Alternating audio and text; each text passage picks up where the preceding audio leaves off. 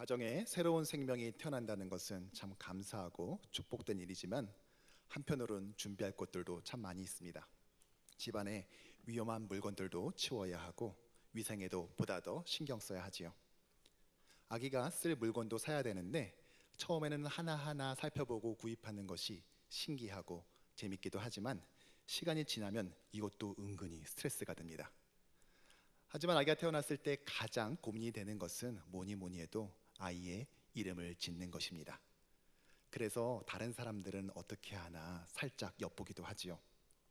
작년 미국에서 가장 인기 있는 아기의 이름을 조사해 봤더니 남자의 경우 리암, 노아, 로건의 순이었고 여자는 엠마, 올리비아, 에바였습니다.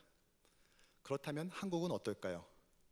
대법원 가족관계 등록 시스템에 의하면 2017년 아기 이름 남자 1위는 도윤, 여자 1위는 하윤으로 끝이 윤자로 끝나는 이름의 선전이 돋보였습니다. 여자 2위도 서윤이었죠. 이쯤 되면 아마 이런 질문이 떠오를 것입니다. 그렇다면 성경 속 유대인들은 어떻게 이름을 지었을까? 먼저 알아야 될 것은 고대 유대 문화 안에서는 김씨, 이씨, 박씨 같은 성 없이 이름만 사용했다는 것입니다. 영어로 말하자면 last name 없이 first name만 사용했다는 것이죠. 만일 이름이 똑같아서 구별이 필요한 경우에는 누구의 아들이라는 표현을 붙여 사용했습니다. 눈의 아들 여호수아처럼 말이죠.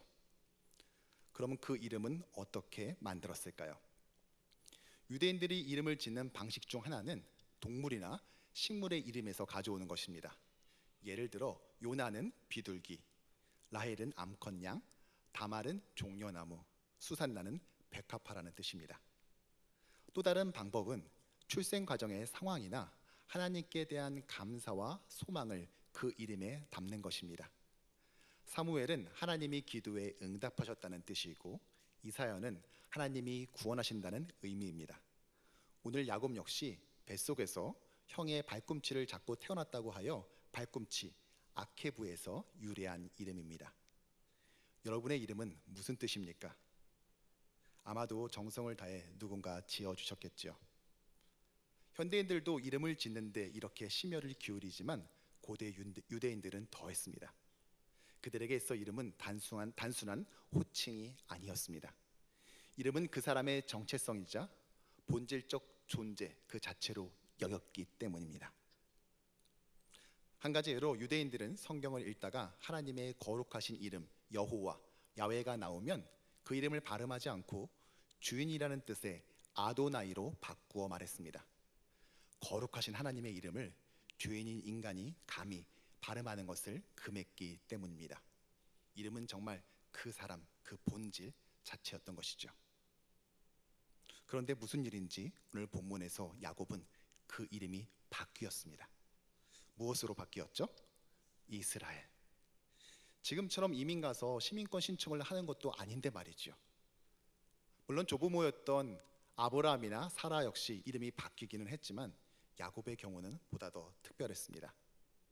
하나님께서 메시아를 이 땅에 보내시면서 사용하신 그 민족의 이름을 바로 이 이스라엘로 하셨기 때문입니다.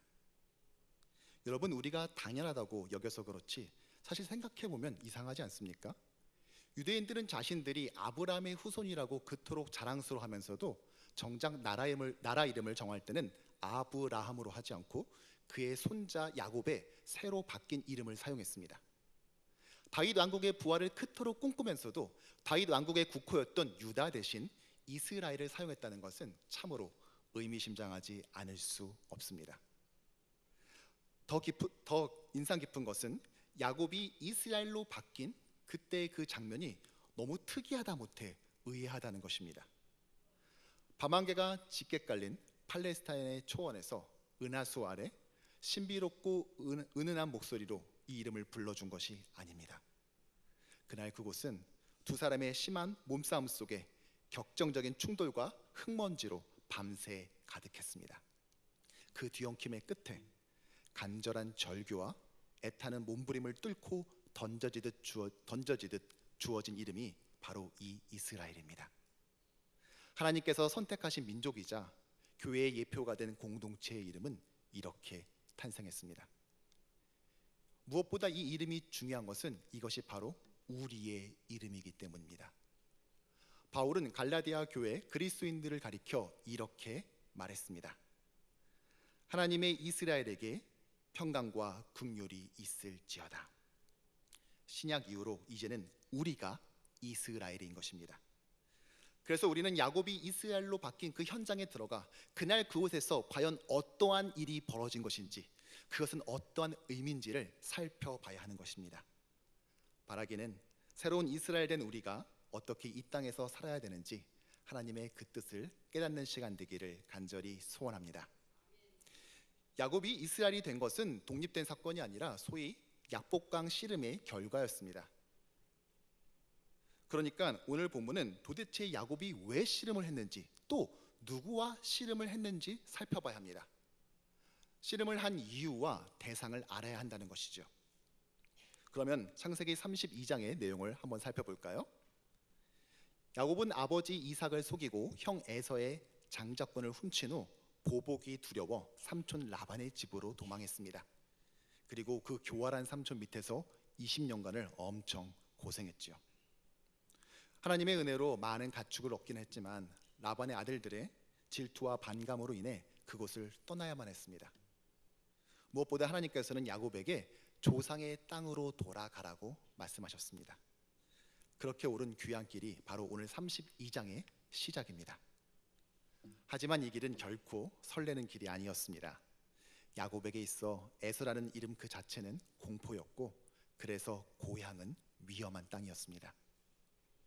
사실 지난 20년간 정말 야곱이 돌아갈 기회가 없었겠습니까? 때려치고 짐 싸고 싶었던 적이 없었겠냔 말입니다. 숱하게 많았을 것입니다. 라헬을 아내로 얻기 위해 7년간 일한 후에 사기당했을 때도 그랬을 것이고, 이것을 항의하자 능청맞게 그러면 7년을 더 일하라는 말을 들었을 때도 그랬을 것입니다. 또 탐욕스러운 삼촌과 함께 살면서 왜 그곳을 떠나 고향으로 가고 싶었던 적이 없었겠습니까? 그런데 야곱은 그렇게 하지 않았죠. 왜요? 그곳에는 에서가 살고 있으니까. 결국 야곱은 고향에 안 간 것이 아니라 못 갔던 것입니다. 그런 그에게 하나님께서는 귀향을 명령하셨습니다. 아니, 명령만 하신 것이 아니라 그 트라우마를 이길 수 있도록 도와주셨습니다. 야곱은 고향으로 돌아오면서 누군가를, 정확하게 말하자면 어떤 무리를 만나게 됩니다. 1절과 2절의 말씀을 함께 읽어보죠. 야곱이 길을 가는데 하나님의 사자들이 그를 만난지라. 야곱이 그들을 볼 때에 이르기를 이는 하나님의 군대라 하고 그 땅 이름을 마하나임이라 하였더라. 성경은 이들을 세 가지로 소개하는데 하나님의 사자들, 하나님의 군대, 마하나임입니다. 하나님께서 보내신 천사 호위 부대였죠. 특히 만났다라고 번역한 이 히브리어 파가는 목표에 이르다는 말로써 의도적으로 야곱을 만났다는 뜻입니다. 길목에서 기다렸다가 그를 만난 것이죠. 왜일까요? 먼저 마하나임의 뜻을 우리는 살펴볼 필요가 있습니다. 히브리어 문법에는 단수와 복수 외에 쌍수라는 것이 있는데 말 그대로 두 개가 쌍을 이룰 때 씁니다. 그리고 군대나 부대, 진영을 뜻하는 마하네라는 단어가 본문에서 쌍수로 등장하는데 그것이 바로 마하나임입니다. 하나님의 천사 두 개 부대가 야곱의 귀향 루트에서 대기하고 있다가 그를 만났던 것입니다. 천사 한 명으로도 대단한 것인데 부대 단위로, 그것도 두 개 부대의 마하나임이라니 실로 막강하지 않을 수 없죠. 그렇다면 왜 하나님께서는 이렇게 하셨을까요? 바로 자신의 언약을 지키기 위해서였습니다. 창세기 31장 3절은 이렇게 말합니다. 여호와께서 야곱에게 이르시되 내 조상의 땅 내 족속에게로 돌아가 내가 너와 함께 있으리라 하신지라. 내가 너와 함께 있으리라. 주님께서 그렇게 약속하셨습니다.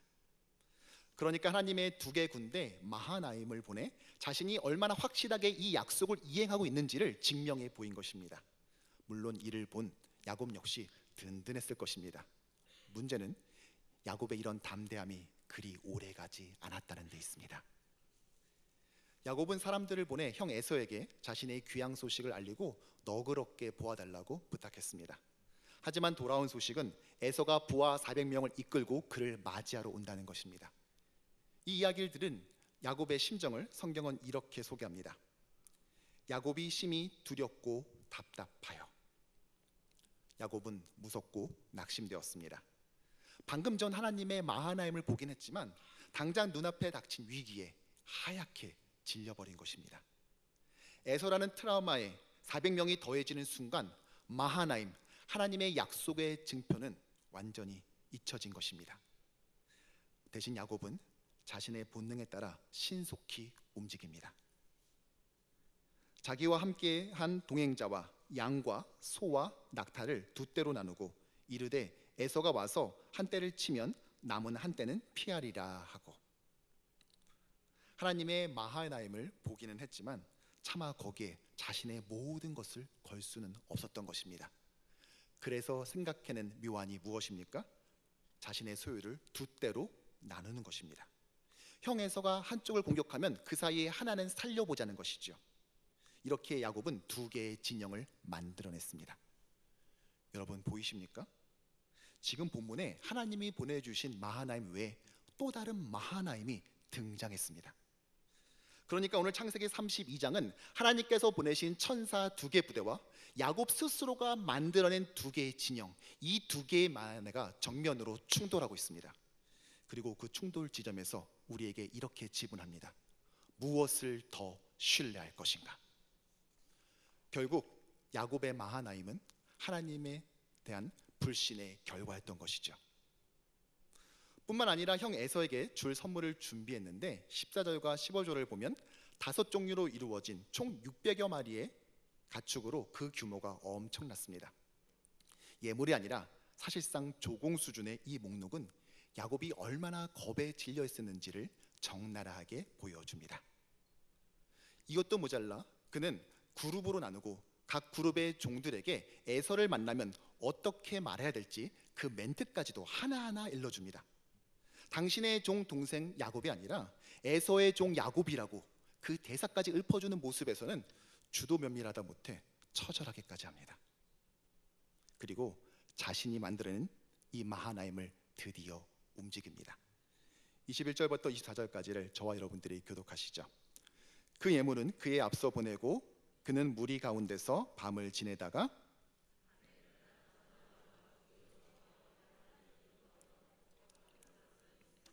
그들을 인도하여 시내를 건너가게 하며 그의 소유도 건너가게 하고 야곱은 홀로 남았더니, 아내와 자녀를 포함 모든 재산을 야복강 건너편으로 보낸 후에 자신은 뒤에 홀로 남았습니다.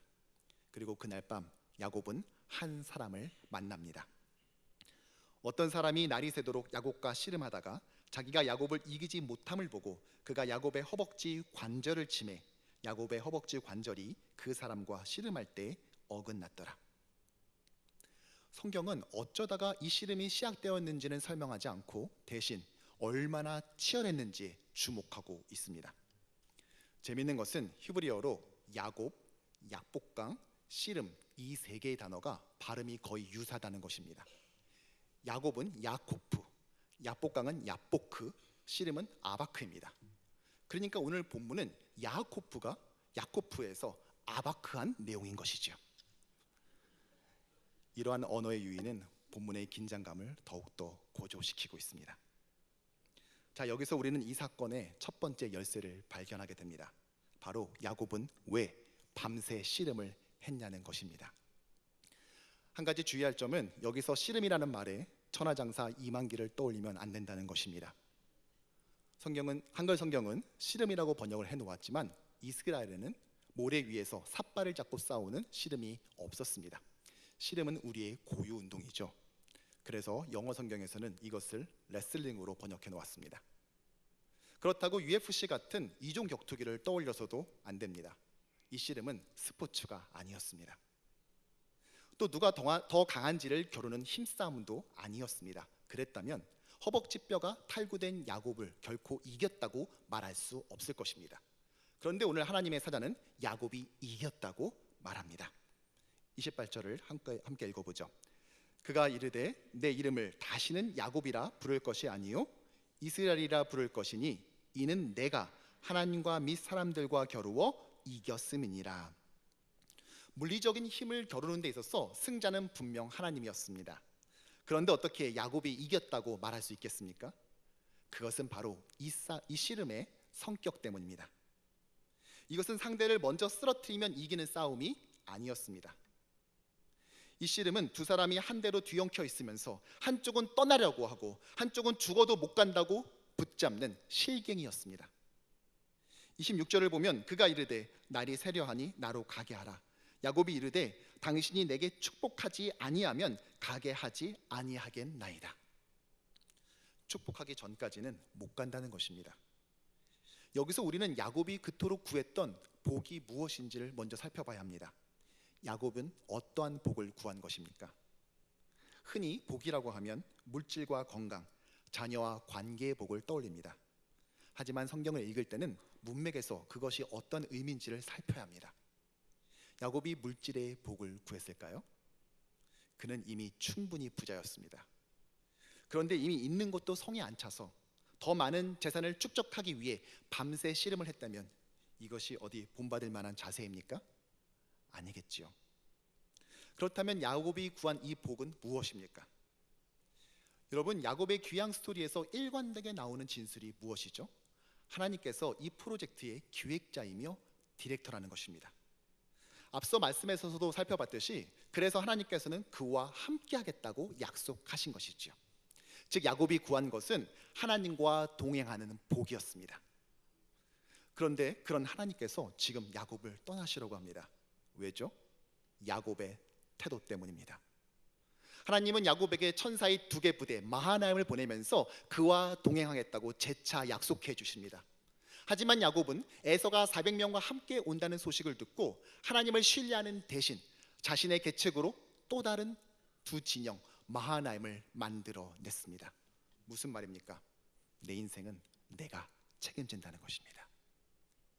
결국 하나님께서는 그러한 야곱을 떠나시며 그래, 그럼 너 인생 너가 한번 잘 운영해봐 하시는 것입니다. 이때 야곱은 어떻게 했습니까? 그제서야 자신의 잘못을 깨닫고 떠나려는 하나님을 붙잡았습니다. 즉 야곱이 뼈가 부러지면서도 끝까지 하나님의 사자를 붙잡은 이 사건은 단순히 달밤에 벌어진 싸움질이 아닌 것입니다. 이것은 야곱의 처절한 회개의 몸부림이자 하나님을 향한 신앙 고백이었습니다. 그리고 하나님께서는 이러한 야곱의 회개를 받아주셨습니다. 이게 바로 야곱이 이겼다는 의미입니다. 하나님을 이겨 먹었다는 것이 아니라 하나님께서 그의 회개와 결단을 컨펌해 주셨다는 것입니다. 하나님을 대항했다는 의미가 아니라 하나님만을 끝까지 붙잡았다는 것입니다. 그 결과 새로운 이름을 허락하셨습니다. 그가 이르되 내 이름을 다시는 야곱이라 부를 것이 아니요 이스라엘이라 부를 것이니. 그러므로 이것은 단순한 이름의 변경이 아닙니다. 나의 마하나임 대신 이제 하나님만을 의지하는 새로운 삶의 시작이었습니다. 그래서 세월이 지나 출애굽할 때에도 그의 후손들을 이스라엘이라 명명하시며 야곱이 밤새 처절하게 고백했던 그 동일한 신앙 고백을 그들에게 요구하셨던 것입니다. 이것이 이스라엘이 지구상 그 어떤 민족과도 달랐던 차별성이자 탁월성이었던 것이죠. 이렇게 우리는 야복강에서 벌어진 싸움의 정체가 무엇인지를 살펴봤습니다. 하지만 한 가지 더 짚고 넘어가야 할 것이 있습니다. 그러면 야곱이 밤새 씨름한 것은 과연 누구였냐는 것입니다. 이것이 본문을 푸는 2번째 열쇠입니다. 여러분은 지금까지 누구라고 생각하셨습니까? 야곱은 밤새 누구랑 씨름을 하는 것이죠? 천사. 과연 그럴까요? 함께 본문을 살펴보겠습니다. 24절을 보면 어떠한 사람이 날이 새도록 야곱과 씨름하다가 라고 말하고 있습니다. 25절은 야곱의 허벅지 관절이 그 사람과 씨름할 때 어긋났다고 진술하죠.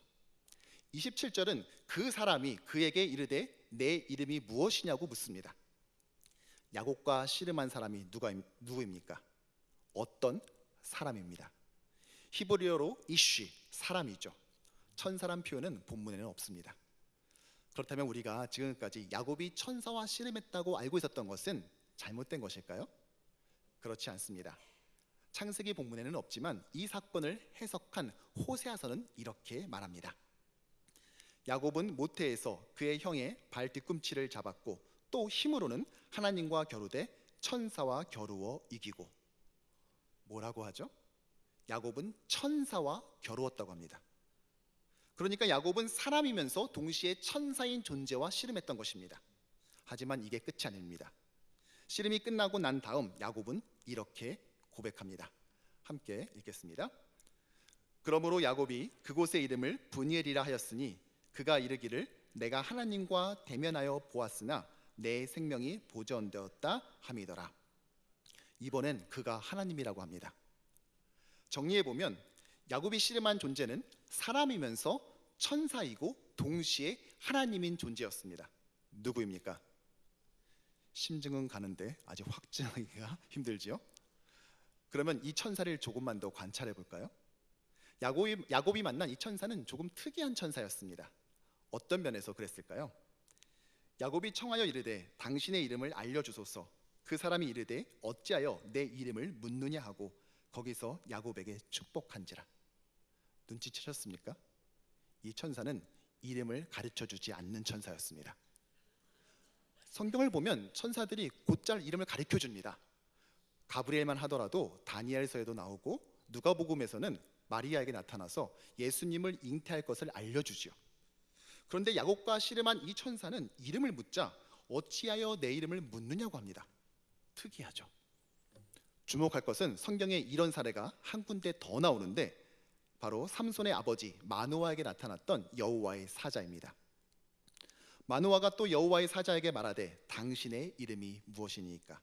당신의 말씀이 이루어질 때 우리가 당신을 존귀히 여기리이다 하니 여호와의 사자가 그에게 이르되 어찌하여 내 이름을 묻느냐? 내 이름은 기묘자라 하니라. 마노아에게 나타났던 천사 역시 왜 내 이름을 묻느냐고 합니다. 그러면서 자신을 기묘자, 즉 일반적인 이해 이상의 놀라운 존재로 소개합니다. 그리고 이 기묘자라는 말은 성경에 한 번 더 등장하는데 바로 이사야서입니다. 함께 읽어봅시다. 이는 한 아기가 우리에게 낳고 한 아들을 우리에게 주신 바 되었는데 그의 어깨에는 정사를 메었고 그의 이름은 기묘자라 모사라 전능하신 하나님이라 영존하시는 아버지라 평강의 왕이라 할 것임이라. 아멘. 자 보세요. 한 아기 즉 사람이면서 기묘자이며 동시에 하나님인 이 분은 누구입니까? 예수 그리스도입니다. 우리가 아는 것처럼 이 구절은 메시아 본문으로 유명한 본문이죠. 이 기묘자는 바로 성자 하나님이셨던 것입니다. 종교개혁자 루터를 비롯한 여러 학자들이 지적하는 것처럼 그날 밤 야곱은 밤새 씨름하며 예수 그리스도를 붙잡았던 것입니다. 물론 야곱은 그가 장차 오실 메시아이자 성자 하나님이며 예수란 이름을 사용할 것을 몰랐겠죠. 어렴풋이 하나님이 보낸 사자로 생각하여 붙잡았을 것입니다. 이렇게 성자 하나님께서는 성육신 이전에 구속사의 변곡점에서 역사하셨던 것입니다. 사실 우리와 야곱은 결코 다르지 않습니다.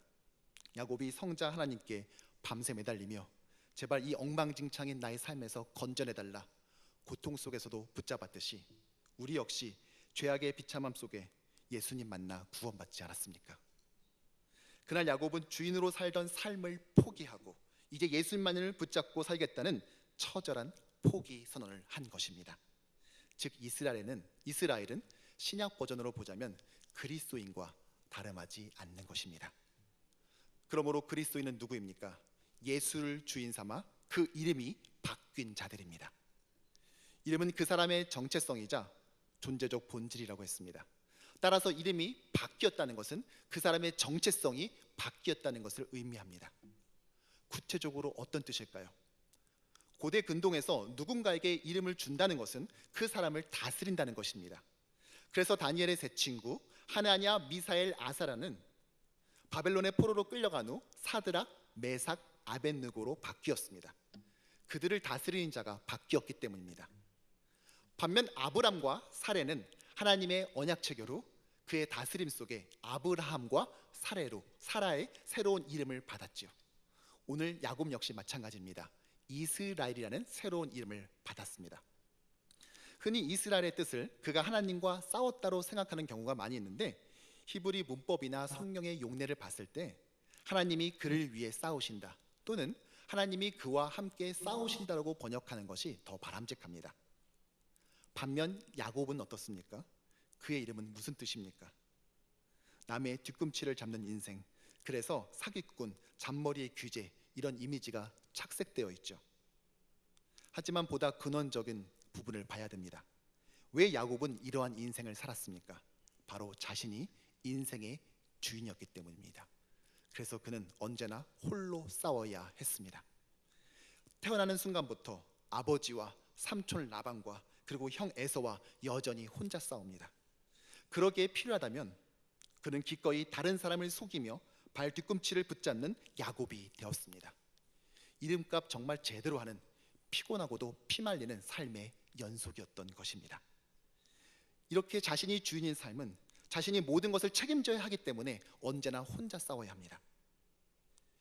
결국 더 이상 이대로 살 수 없다 결심하고 사력을 다해 하나님만을 붙잡았습니다. 그때 비로소 야곱을 끝내고 이스라엘이라는 새로운 이름을 얻게 되었습니다. 즉 인생의 주인이 바뀐 것입니다. 이름을 져주는 사람이 그 사람을 소유하고 다스리기 때문이죠. 하나님이 함께 싸워주는 인생, 정말 멋지지 않습니까? 여러분들도 이런 인생 살고 싶지 않으십니까? 그렇다면 그냥 아멘 크게 한다고 되는 것이 아닙니다.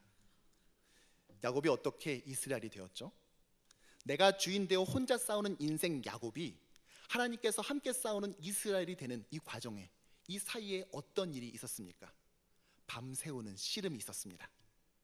다시는 내가 내 인생의 주인인 척하며 야곱으로 살지 않겠다 부러져가며 고백했던 것입니다. 그러니까 하나님만 붙잡는 싸움에서 이김으로 이제 하나님과 함께 싸우는 존재가 된 것입니다.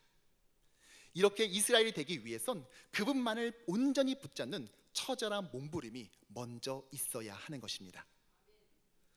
물론 그 이전까지 야곱으로 살 때에도 하나님의 존재와 그분의 능력을 야곱은 알고 있었습니다. 베델의 사닥다리 환상도 받고 천사 2개의 부대의 호의도 받아봤습니다. 그는 다양한 체험을 이미 했습니다. 그러나 여전히 야곱은 혼자 싸웠지요. 왜입니까?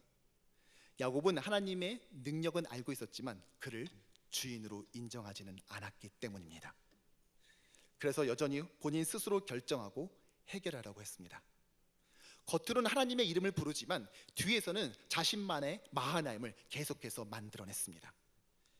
결국 하나님께서는 그를 떠나는 단호한 모습으로 야곱의 분명한 결단을 이끌어내셨습니다. 하나님께서는 야곱의 꼼수에 정수로 받으신 것입니다. 오늘 본문은 우리에게 묻고 있습니다. 나에게 하나님은 어떠한 분입니까? 그저 우리 인생을 돕는 분입니까? 아니면 우리 인생의 주인입니까? 한국에서 목회할 때 신방을 하다 보면 가끔 이런 경우가 있습니다. 목사님, 기도 좀 해주세요. 우리 애가 지 아빠 닮아서 머리는 똑똑한데 집중력이 약하고 친구들을 그렇게 좋아해요. 이번에 새로운 과외 선생님도 붙였는데 좀 잘 좀 하게 해요. 그런데 그 말을 듣고 있다 보면 그 안에 이런 생각이 있다는 것을 알 수 있습니다. 수학 성적은 과외 선생님이 올려주는 것이죠. 그리고 하나님은 나쁜 친구 안 사귀고 집중력 향상을 맡아주십니다. 이렇게 과외 선생님과 하나님이 합력하여 선을 이루는 것입니다. 여러분, 하나님을 믿는다는 것은 이런 것입니까? 이스라엘, 하나님께서 함께 싸워주신다는 의미를 우리는 이렇게 오해하고 있지는 않습니까? 우리가 이스라엘이 되었다, 신약의 그리스도인이 되었다는 것은 단지 내가 지금까지 해오던 일에 하나님께서 힘 좀 보태주신다라는 의미가 아닙니다. 주님이 내 인생의 소유권을 이양받아 내 삶을 다스려 주신다는 것입니다. 그래서 나와 함께 싸워주시죠. 왜요? 그분이 주인이니까. 내 싸움이 곧 그분의 싸움이니까요.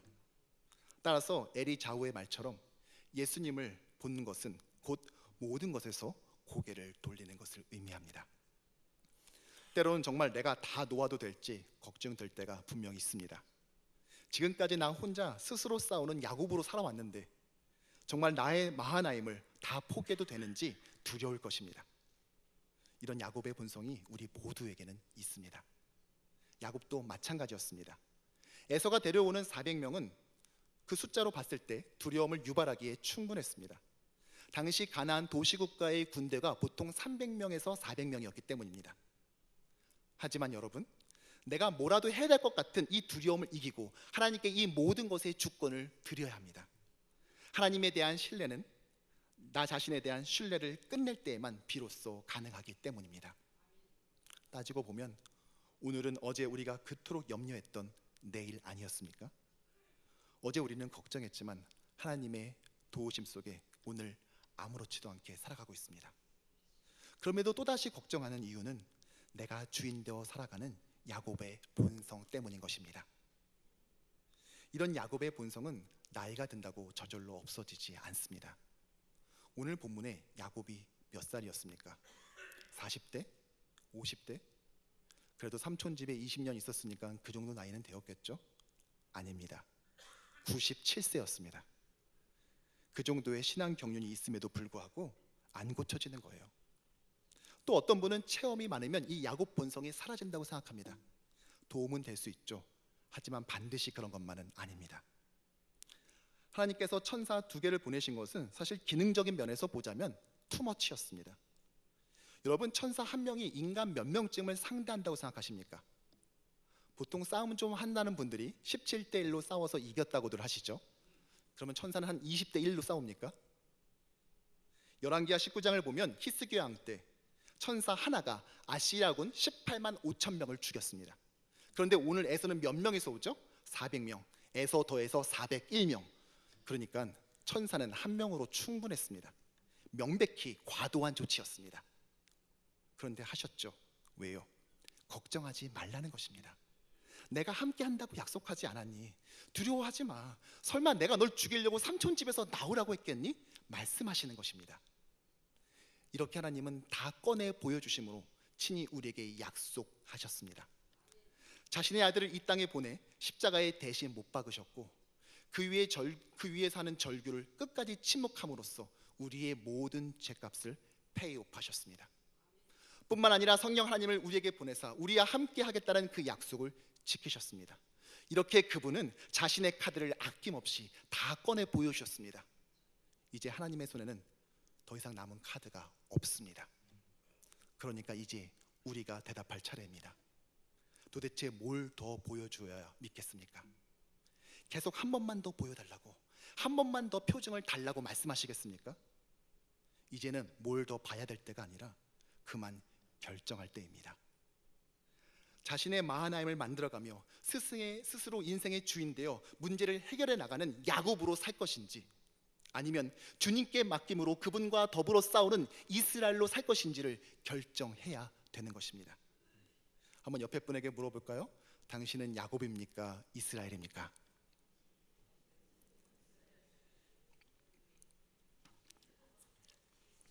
말씀을 정리합니다. 여러분의 이름은 무엇입니까? 저는 김광선입니다. 빛광자의 착할 선자입니다. 광자는 돌림이라 제 동생 광남이를 비롯해 광국이, 광진이, 광우 사촌들의 이름이 다 이렇습니다. 아마 저랑 비슷한 처지에 있는 분도 여기 계실 것입니다. 어떤 분들은 미국에 와서 남편의 성을 따라서 바꾸었고 또 영어 이름으로 변경한 분도 계시겠지요. 하지만 여러분, 우리 모두는 예수를 영접함으로써 모두 새로운 이름을 얻었습니다. 하나님이 친히 다스려 주심으로 함께 싸워주는 인생, 이스라엘인 것입니다.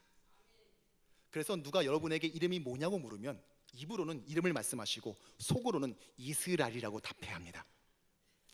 신약적으로 보자면 성경에서 이스라엘을 보면 유대인이 아니라 나를 떠올리며 그리스도인으로 읽어야 하는 것입니다. 요즘 젊은 친구들이 하는 말 중에 남자와 여자가 서로 썸을 탄다는 말이 있습니다. 그냥 친구도 아니고 그렇다고 사귀는 것도 아닌 어정쩡한 관계를 말합니다. 즉 친구 이상, 연인 미만인 것이죠. 그렇다면 그리스도인은 누구입니까? 그리스도인은 교인 이상, 목회자 미만의 어느 지점이 아닙니다. 이것은 되돌릴 수 없는 우리의 이름입니다. 우리는 결코 다시 야곱으로 돌아갈 수 없기 때문입니다. 야곱 역시 그랬습니다. 그의 분명한 변화를 창세기 33장 3절에서 이렇게 소개합니다. 함께 읽겠습니다. 야곱은 맨 앞으로 나가서 형에게로 가까이 가면서 7번이나 땅에 엎드려 절을 하였다. 전에는 혼자 뒤에 빠져있던 야곱이 이제는 맨 앞으로 나가 그 형 에서를 맞닥뜨립니다. 더 이상 회피하거나 도망치지 않았습니다. 하나님께서 자신과 함께 싸우실 것을 믿었기 때문입니다.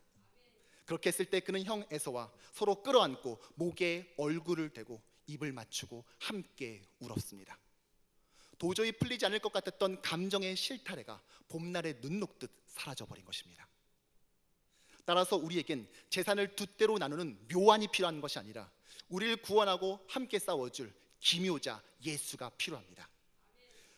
결국 우리의 신앙생활은 우리에게 복 주지 않으려는 하나님에 대한 설득이 아니라 우리에게 복 주시려는 하나님에 대한 순종인 것입니다.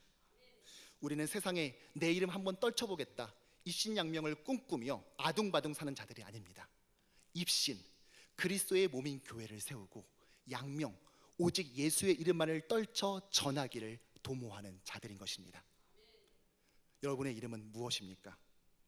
바라기는 모든 성도들이 하나님께서 함께 싸워주시는 이스라엘이자 그리스도의 신실한 제자로 이 땅에 살아가기를 주님의 이름으로 간절히 소원합니다.